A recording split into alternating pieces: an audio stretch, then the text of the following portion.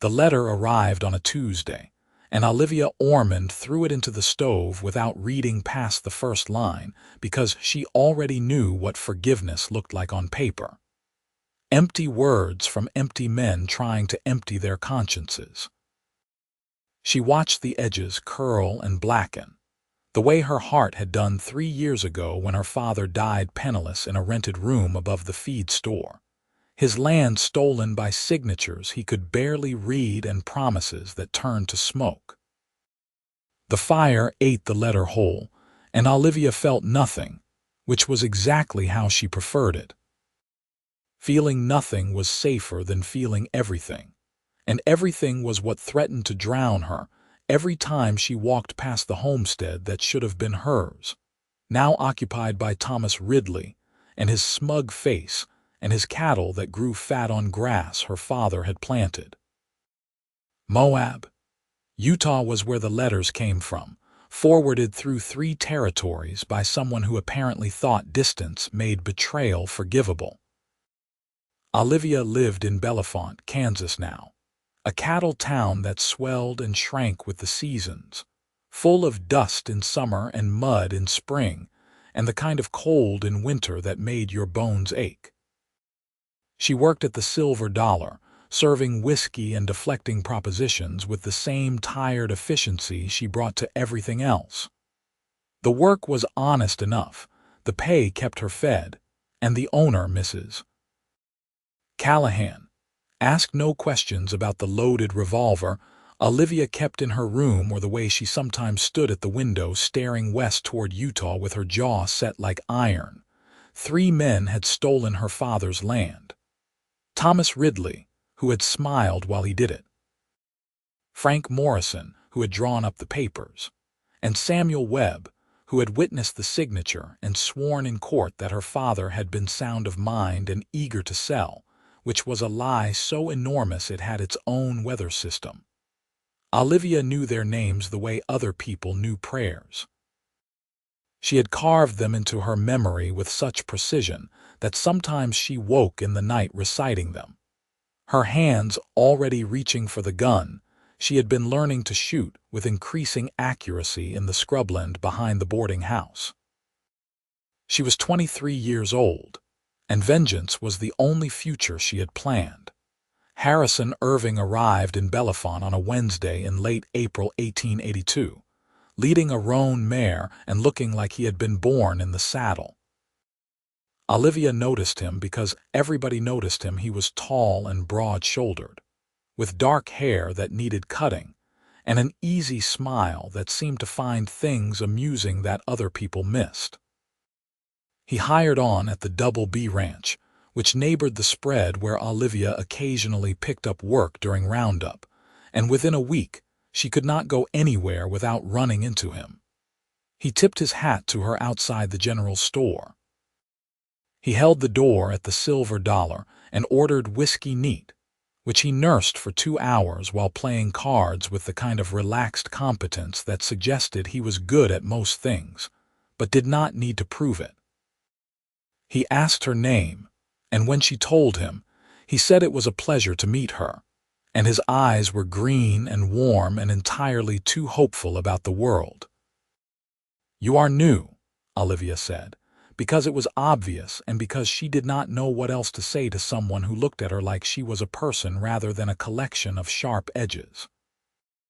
"Guilty as charged," Harrison said, and his smile was crooked in a way that made something twist uncomfortably in her chest. "Just rode in from Colorado, heard the Double B was hiring, and I have been looking for a place to settle for a while." "People do not settle in Bellefonte," Olivia said. "They pass through on their way to somewhere better." Harrison considered this, his head tilted slightly. "Maybe I have been passing through long enough," he said. "Maybe it is time to stop." She did not know what to do with that, so she refilled his whiskey and moved to the next table, but she felt his eyes on her back, and the feeling was not entirely unpleasant, which annoyed her more than anything else. She did not have room in her life for pleasant feelings. Pleasant feelings were for people who had something to look forward to besides revenge, but Harrison kept appearing. He showed up at the livery stable when she was collecting her horse for a ride out to the Double B. He was at the church social that Mrs. Callahan dragged her to, serving punch with the kind of good-natured enthusiasm that made the older women flutter and the younger ones giggle. He rode fence lines that intersected with the paths Olivia took when she was surveying the land, memorizing the routes and distances to Utah, planning the trip she would eventually make to confront the men who had destroyed her family. And every time they crossed paths, Harrison talked to her like they were friends, like she had not spent the last 3 years building walls so high that most people stopped trying to scale them after the first attempt. "You ride well," he said one afternoon when they ended up watering their horses at the same creek. The sun was high and hot, turning the Kansas plains into a shimmering gold-green sea, and Olivia was sweating through her shirt in a way that made her feel unglamorous and irritable. "I have been riding since I could walk," she said shortly. "I can tell. You have got good posture, confident hands." He swung down from his saddle and let his mare drink, and Olivia noticed the way he moved, economical and sure. "My sister used to ride like that." She could outpace anyone in the county when she put her mind to it. It was the first personal thing he had offered, and Olivia found herself curious despite herself. "Used to." Something shifted in Harrison's expression, a shadow passing across the warmth. "We do not talk anymore," he said quietly. "Have not in about 5 years. My fault, mostly." Olivia wanted to ask why, but the weight in his voice suggested the answer was complicated, and she did not have the energy for complicated. Her own life was complicated enough. So she just nodded and turned her attention back to her horse, and after a moment, Harrison did the same, and they stood in companionable silence while the water burbled over stones and the grass whispered secrets to the wind. "Why Bellefonte?" she asked finally, because the question had been nagging at her since he arrived. Harrison looked up, squinting against the sun. "I heard it was a good place to start over," he said. "I have been needing to do that for a while." "Start over from what?" He met her eyes, and the honesty in his gaze was almost painful. "From being the kind of man I do not want to be anymore," he said. Olivia did not know what to say to that, so she mounted her horse and rode away, but his words stayed with her, echoing in the empty spaces where her anger usually lived. She did not want to think about what kind of man Harrison had been, or what kind he was trying to become, because thinking about him meant acknowledging that he existed in a way that mattered, and she could not afford for anyone to matter. Mattering led to caring, and caring led to vulnerability, and vulnerability was what had killed her father as surely as the poverty and the shame. But Harrison made it difficult not to care. He was persistent without being pushy, present without being intrusive. He showed up when she needed an extra hand fixing the fence at the Double B, working alongside her in the blazing heat without complaint. He brought her coffee when she was working late at the Silver Dollar, the cup perfectly balanced and still steaming. He asked about her day and listened to her answers, really listened. His attention focused and complete in a way that made her feel seen for the first time in years. "You are always angry," he said one evening as they sat on the porch of the Silver Dollar, watching the sun set in a blaze of orange and pink. It was not an accusation, just an observation, delivered in the same thoughtful tone he used for everything. "I have reasons to be angry," Olivia said. "I am sure you do." Harrison leaned back against the railing, his long legs stretched out in front of him. "But anger is heavy. I spent a lot of years carrying it, and it did not make anything better, just made me tired." "What were you angry about?" He was quiet for a long moment, his eyes distant. "My father," he said eventually. "He ran off when I was 15, took every cent we had and disappeared. Left my mother and my sister and me with nothing but debts and shame. I hated him for it. Spent years planning what I would say if I ever found him, what I would do. It ate me up from the inside, that hate. Cost me my family in the end, because I was so consumed with it that I could not see what I still had. By the time I let it go, it was too late. My mother had passed, and my sister would not forgive me for the years I wasted. Olivia felt something crack in her chest, a hairline fracture in the armor she had spent so long building. "I am sorry," she said, and she meant it. "Me too." Harrison looked at her, and his expression was gentle. "I just do not want to see you make the same mistake I did. Whatever you are angry about, it is not worth losing yourself over." "You do not know what I am angry about," Olivia said, and her voice was sharper than she intended. "You are right. I do not." He stood and settled his hat on his head, and the setting sun cast his face in shadow. "But I know what anger looks like, and I know where it leads, and I would hate to see you end up where I did." He walked away before she could respond, his boots crunching on the gravel, and Olivia sat alone on the porch as the sky darkened and the first stars appeared. She thought about her father, about the way he had looked in those final days, hollow and broken. She thought about Thomas Ridley and Frank Morrison and Samuel Webb, about the letters she had burned and the gun she kept loaded. And she thought about Harrison, about the sadness in his eyes when he talked about his sister, about the weight of regret that he carried like a stone. She did not want to care about what he thought, but she did, and that was terrifying. The weeks passed, and spring turned to summer. Olivia worked and saved and planned, her days measured out in the familiar rhythms of labor and solitude. But Harrison had become a constant presence in her life, a gravitational pull she could not quite escape. He made her laugh despite herself, pointing out absurdities in the world around them that she had stopped noticing. He made her think, asking questions that did not have easy answers. And he made her feel, which was the most dangerous thing of all. One evening in June, after a long day of work at the Double B, they ended up sitting by the creek again, their horses grazing nearby. The air was thick with the smell of grass and wildflowers, and the water sparkled in the fading light. Harrison had brought a canteen of cold water and a cloth bag of biscuits from the ranch cook, and they shared the simple meal in comfortable silence. "Tell me about your father," Harrison said eventually. Olivia stiffened. She had not talked about her father to anyone, not since the funeral, and the idea of doing so now felt like reopening a wound that had barely scabbed over. But Harrison was watching her with such patient kindness that she found the words coming despite herself. "He was a good man," she said quietly. "A homesteader. We had land in Utah near Moab. Not much, but it was ours. He worked it with his own hands, built a house, raised cattle. He was not educated, could barely read, but he was honest and hardworking, and he loved that land more than anything except my mother and me." What happened? 3 men happened. The bitterness rose in her throat like bile.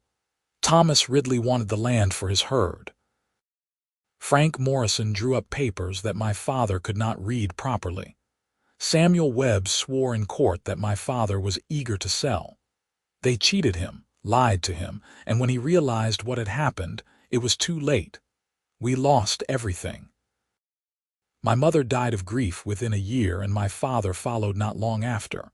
I have been alone ever since. Harrison was quiet for a long time, and when he finally spoke, his voice was rough with emotion. "That is a terrible thing," he said. "Those men should answer for what they did." "They will," Olivia said, and her hand moved unconsciously to her hip, where the revolver would have been if she were not at work. "I am going to make sure of it." How she met his eyes, and the intensity in her gaze made him lean back slightly. "However I have to, Olivia." He said her name like a prayer, like a plea. Vengeance will not bring them back. It will not fix what was broken. It will make me feel better. Will it? Harrison leaned forward, his elbows on his knees, and the setting sun painted his face in shades of gold and shadow. I thought the same thing. I tracked my father for 2 years, followed every lead, spent every dime I had trying to find him. And when I finally did, when I was standing there with my fist clenched and all that hate boiling over, you know what I felt? What? Nothing. Just emptiness. Because hate does not fill you up, Olivia, it hollows you out, and by the time I realized that, I had already lost the people who mattered. Olivia looked away, her throat tight. They destroyed my family. I know, and they should face justice for that. Real justice, not just you with a gun. He reached out and took her hand, and his grip was warm and steady. Let me help you. Let me help you get your land back the right way, through the courts, through the law. It will take longer, but it will be real. It will mean something. The law did not help us before, Olivia said, but her voice lacked conviction. Then we will make it help us now. Harrison squeezed her hand gently. I am not asking you to forgive them. I am not even asking you to let go of your anger yet. I am just asking you to try a different path. One that does not end with you in a grave or a prison cell. She wanted to argue, to pull her hand away and retreat back into the safe fortress of her rage. But the warmth of his touch was spreading through her like sunlight, melting the ice she had wrapped around her heart, and she found herself nodding before she could think better of it. Okay, she whispered. Okay. Harrison's smile was like sunrise, brilliant and full of hope, and when he pulled her into a hug, Olivia let herself lean into him, let herself feel the solid warmth of his chest and the steady beat of his heart. For the first time in 3 years, she felt something other than anger. She felt possibility. They began the work the next day. Harrison knew a lawyer in Junction City, a man named Edward Hartley who specialized in land disputes and had a reputation for honesty. They rode out together to meet him, a 2-day journey that gave Olivia time to tell the whole story, every painful detail. Harrison listened without interrupting, and when she finally fell silent, he took her hand and held it for the rest of the ride. Edward Hartley was a thin man with wire-rimmed spectacles and ink-stained fingers, and he listened to Olivia's story with the focused intensity of someone who understood exactly what was at stake. When she finished, he sat back in his chair and steepled his fingers. This is not an easy case, he said, but it is not impossible. If your father was illiterate or barely literate, and if these men knowingly took advantage of that fact, then there is a case for fraud. We will need evidence. Witnesses who can testify to your father's state of mind, documents that show discrepancies in the sale, and we will need to go to Moab to file the case properly. I have letters, Olivia said, from before. My father kept everything. Good, bring them, and be prepared for this to take time. Justice is slow, especially when you are fighting men with money and influence. How much time? Olivia asked. Hartley shrugged. Months, maybe longer. But if you are patient, if you are willing to see it through, I think we have a chance. Olivia looked at Harrison, and he nodded encouragingly. I will be with you every step of the way, he said. I promise. They returned to Bellefonte and began gathering evidence. Olivia retrieved the letters from the trunk where she had kept them hidden, each one a testament to her father's confusion and distress. She tracked down neighbors who had known her family in Moab, writing letters and receiving replies that confirmed what she already knew. Her father had been a trusting man, easily confused by legal language, and the sale had devastated him. Harrison rode with her to visit former ranch hands who had worked for Thomas Ridley, and one of them, a grizzled old cowboy named Pete, admitted that Ridley had bragged about getting the land for a fraction of its worth. He said your father was too dumb to know what he was signing, Pete said, his voice heavy with shame.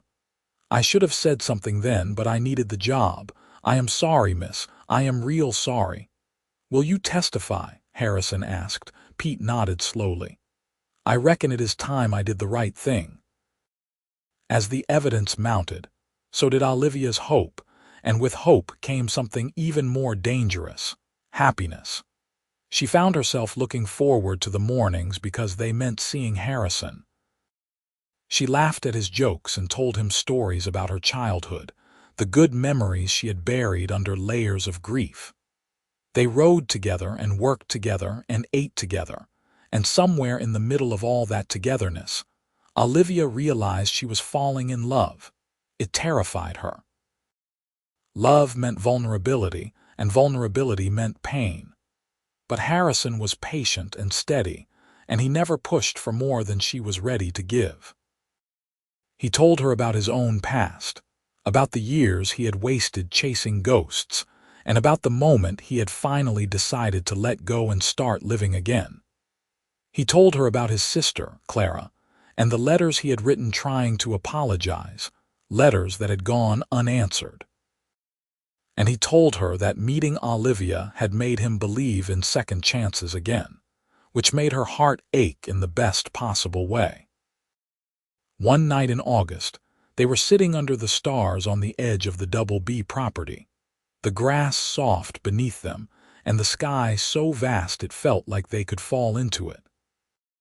Harrison had brought a blanket and a bottle of wine that he had traded for at the general store, and they passed it back and forth, the taste sweet and sharp on Olivia's tongue. "You ever think about what comes after?" Harrison asked. "After what? After you get your land back? After all of this is over, what do you want your life to look like?" Olivia considered the question, turning it over in her mind like a smooth stone. A few months ago, she would not have had an answer. Her life had been defined by what she was against, not what she was for. But now, with Harrison beside her and the stars wheeling overhead, she found herself imagining a future that looked nothing like revenge. "I want to go back to Moab," she said slowly. "I want to rebuild the house and work the land the way my father did. I want to make it into something good again, something that honors his memory without being consumed by what was lost." "That sounds like a fine dream," Harrison said softly. "What about you? What do you want?" He turned to look at her, and the moonlight caught in his eyes, making them shine. "I want to be with you," he said simply. "Wherever that is, whatever that looks like. I want to wake up beside you and work beside you and build something together. I want to stop running from my past and start running toward a future, with you." Olivia's breath caught in her throat. "Harrison." "You do not have to say anything," he said quickly. "I know this is complicated and I know you have been hurt. I just wanted you to know how I feel. I am not going anywhere, Olivia. No matter what happens, I am here." She kissed him then, leaning across the small space between them and pressing her lips to his. He tasted like wine and hope, and when he wrapped his arms around her and pulled her close, Olivia felt the last of her walls crumble. She had spent so long building defenses that she had forgotten what it felt like to let someone in, but Harrison made it easy. He made everything easy. They lay together under the stars, wrapped in the blanket and each other, and Olivia let herself imagine a future where she was not defined by anger or grief. A future where she was simply happy. In September, they traveled to Moab with Edward Hartley. It was a long journey, made longer by Olivia's anxiety about returning to the place that held so many painful memories. But Harrison never left her side, his presence a steady anchor, and when they finally arrived, he held her hand as they rode past the homestead that had once been hers. It looked different than she remembered. Thomas Ridley had expanded the house and added a new barn, and his cattle grazed peacefully in the fields her father had cleared. Olivia felt a surge of anger so powerful it almost knocked her off her horse, but then Harrison squeezed her hand, and she took a deep breath and focused on the road ahead. They filed the case in the Moab courthouse, and the legal proceedings began. Edward Hartley was as good as his reputation, presenting the evidence with clarity and precision. He called witnesses who testified to her father's illiteracy and confusion, and he produced documents that showed discrepancies in the sale price and terms. Thomas Ridley showed up with his own lawyer, a slick man in an expensive suit who tried to paint Olivia as a bitter daughter seeking to profit from her father's legitimate business dealings. Frank Morrison sat in the back of the courtroom, his face pale and drawn, and Samuel Webb did not show up at all. The trial stretched over 2 weeks, each day a grueling test of Olivia's patience and resolve. She testified about her father's final days, about the way he had wept over the papers he could not read, and the courtroom was silent as she spoke. Harrison sat in the gallery, his eyes never leaving her face, and his presence gave her the strength to keep going. On the final day, the judge, a stern woman named Margaret Bellingham, delivered her verdict. She found that the sale had been fraudulent, that Thomas Ridley, Frank Morrison, and Samuel Webb had knowingly taken advantage of a vulnerable man, and that the land rightfully belonged to Olivia Ormond. Ridley was ordered to vacate the property within 30 days and to pay restitution for the profits he had made. Morrison was disbarred and fined, and Samuel Webb, who had finally been located, was sentenced to 6 months in jail for perjury. Olivia sat in stunned silence as the verdict was read, and when it was over, she turned to Harrison and saw tears streaming down his face. "You did it," he said, his voice choked with emotion. "You got it back." She had. The land was hers again, won not through violence but through truth and persistence. And standing there in that courtroom, with Harrison's arms around her and the weight of 3 years of anger finally beginning to lift, Olivia realized that justice felt better than revenge ever could have. But the story was not over yet. A week after the trial, as they were preparing to return to Kansas to gather their belongings before moving to Moab, Frank Morrison appeared at the boarding house where they were staying. He looked like he had aged a decade in the past month, his face haggard and his eyes red-rimmed. "Miss Ormond," he said, his voice shaking, "may I speak with you?" Olivia's first instinct was to slam the door in his face, but Harrison put a hand on her shoulder and she forced herself to nod. They sat in the small parlor, Morrison perched on the edge of a chair like he might bolt at any moment. "I came to apologize," he said. "I know it does not change anything, and I know you have no reason to accept it, but I need you to know that I am sorry. What we did to your father was wrong. I have been telling myself for years that it was just business, that he would have lost the land eventually anyway, but that was a lie. We cheated him, and I knew it, and I did it anyway because Ridley paid me well and I needed the money." Olivia stared at him, her hands clenched in her lap. A few months ago, she would have spit in his face, would have told him that his apology meant nothing, and that he deserved everything he got. But Harrison's words echoed in her mind, and she thought about the difference between justice and vengeance, about the cost of holding on to hate. "Why are you telling me this now?" she asked. "Because I have been carrying it for too long," Morrison said. "Because watching you in that courtroom, seeing what we took from you, it broke something in me. I cannot undo what I did, but I can at least own it. And I wanted you to know that not all of us were proud of what happened. Samuel feels the same, though he is too much of a coward to say it. Ridley, though, he does not care. He never did." "I know," Olivia said quietly. Morrison stood, his movements slow and painful. "I will be leaving Moab," he said. "Starting over somewhere else if anyone will have me, but I wanted to say this before I go. Your father deserved better. You deserved better, and I am sorry." He left before she could respond, and Olivia sat in the silence, her emotions a tangled mess. Harrison sat beside her, waiting, and after a long moment she turned to him.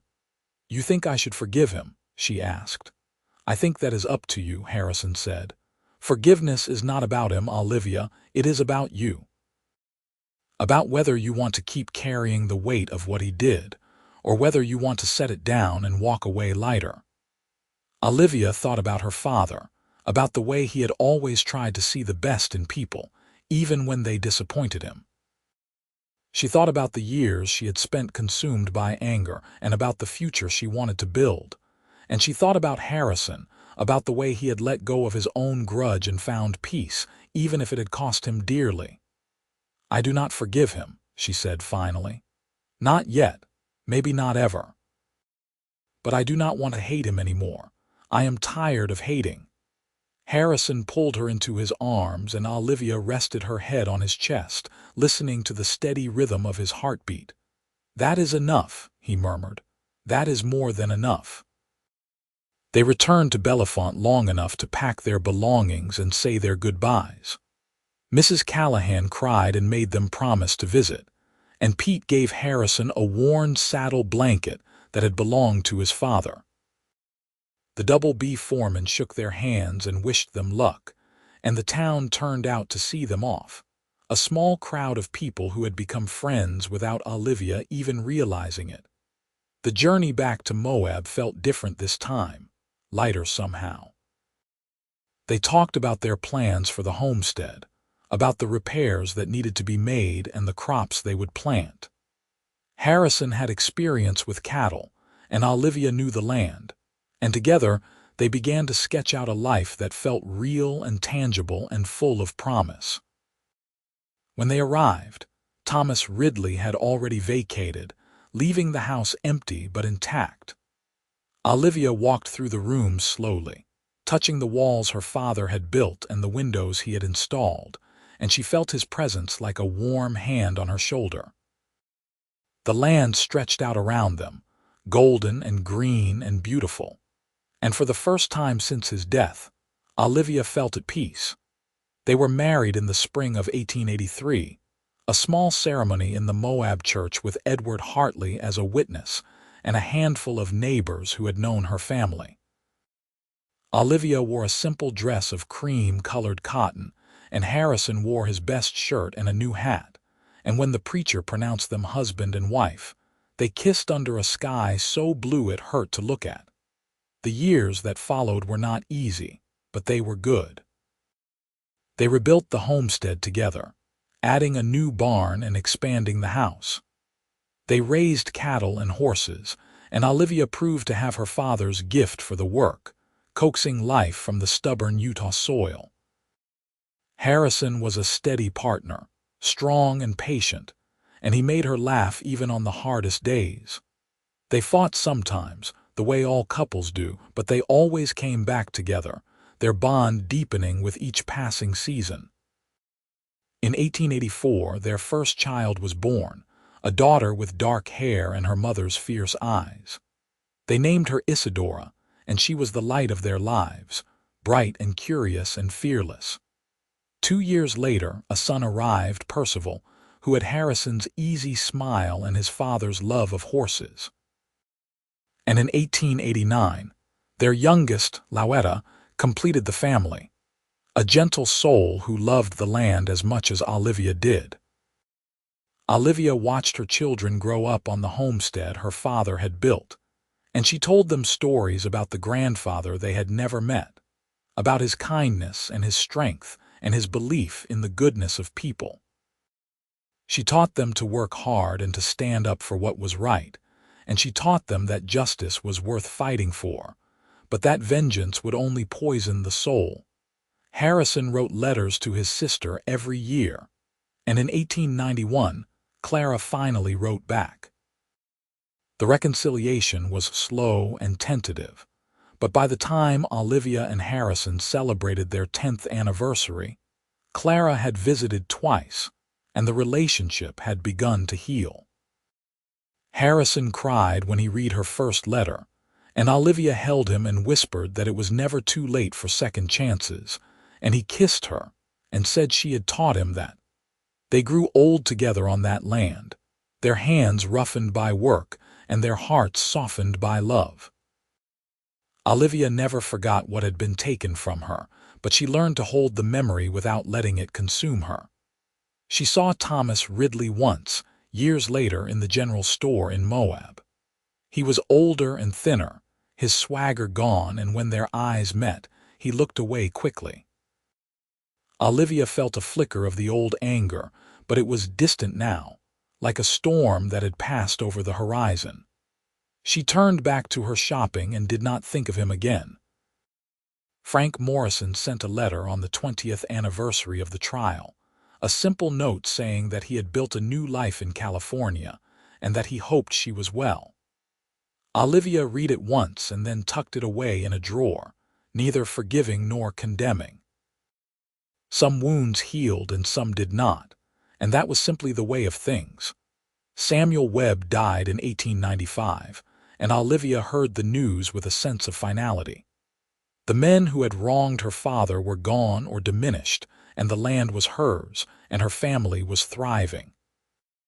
Justice had been served, not through blood but through persistence, and the satisfaction of that was deeper and more lasting than any revenge could have been.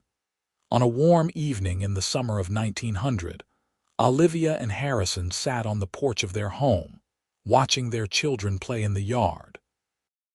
Isadora was 16 now, beautiful and headstrong, already talking about becoming a teacher. Percival was 14, tall and strong, with his father's gift for working with horses. Louetta was 11, quiet and thoughtful, her nose always in a book. The sun was setting, painting the sky in shades of gold and crimson, and the land stretched out around them, peaceful and abundant. "You ever regret it?" Harrison asked, his hand warm in hers. "Regret what? Not killing them. Not taking your revenge when you had the chance." Olivia was quiet for a long moment, thinking about the girl she had been, consumed by anger and grief. She thought about the gun she had kept loaded, about the plans she had made, about the darkness that had nearly swallowed her whole. And she thought about the man beside her, the man who had shown her a different path, who had loved her enough to stand with her through the long, hard work of choosing justice over vengeance. "No," she said finally, "I do not regret it. This life, this family, this peace, it is worth more than revenge ever could have been. You showed me that." Harrison lifted her hand to his lips and kissed it gently. "You showed yourself," he said. "I just walked beside you." They sat together as the stars began to appear, their children's laughter floating on the evening breeze, and Olivia felt a profound gratitude for the life they had built. The past would always be part of her, but it no longer defined her. She had learned to let go of the hatred without letting go of the memory, to honor her father not through vengeance but through living well and loving fiercely. The land that had been stolen was reclaimed. The men who had wronged her had faced consequences. And the woman who had once been consumed by anger had found peace in the arms of a cowboy who believed in second chances. Years later, when Olivia was old and gray, her grandchildren would ask her about the homestead and how it came to be theirs. She would tell them the story, not shying away from the hard parts or the painful parts, but always ending with the same lesson. That justice was worth fighting for, but that revenge would only destroy you. That forgiveness was not about excusing wrongdoing, but about refusing to let it control your life. And that love, real and true and hard-won, was the most powerful force in the world. Harrison would sit beside her as she told the stories, his hand in hers, and their grandchildren would see the way they looked at each other, and understand that some love stories were not about passion or drama, but about choosing each other every day, through every trial and every triumph. About building something good from the ashes of something terrible. About letting go of the past so you could hold onto the future. And on quiet evenings, when the work was done and the children were asleep, Olivia and Harrison would sit on their porch and watch the sun set over the land that had been lost and found and fought for, and won. They would talk about their children and their grandchildren, about the seasons and the cattle and the small, ordinary miracles of their life together. And sometimes, when the light was just right, Olivia would think she could feel her father's presence, a gentle warmth that told her he was proud, that he was at peace, that she had honored him in the best way possible, by living. The homestead thrived for generations, passed down through Isadora and Percival and Louetta, each of them adding their own chapters to the story. But it all began with a woman who refused to forgive the men who wronged her, and a cowboy who showed her the power of letting go, who taught her that justice and vengeance were not the same thing, and that the truest strength lay not in holding on to anger, but in choosing to release it. Olivia Ormond lived to be 87 years old, and when she died, it was in the home her father had built, surrounded by the family she and Harrison had raised, on the land that had been stolen and reclaimed and cherished. Harrison followed her 6 months later, his heart simply giving out one morning as he sat in his favorite chair, and they were buried side by side in the small cemetery on the edge of the property, their headstones simple and their legacy profound. The last letter Frank Morrison ever sent arrived a week after Olivia's funeral. It was addressed to her children, and in it, he wrote that their mother had been the bravest person he had ever known, not because she had sought revenge, but because she had chosen mercy. That she had shown him what true strength looked like, and that he had spent the rest of his life trying to live up to her example. The letter ended with a single line. "She taught me that it is never too late to become the person you should have been." Isadora read the letter aloud to her siblings, and when she finished, they sat in silence, thinking about their parents and the life they had built and the lessons they had passed down. And then Percival said, "They really loved each other, didn't they?" And Louetta smiled and said, "They really did." The homestead still stands today, a testament to love and justice and the power of letting go.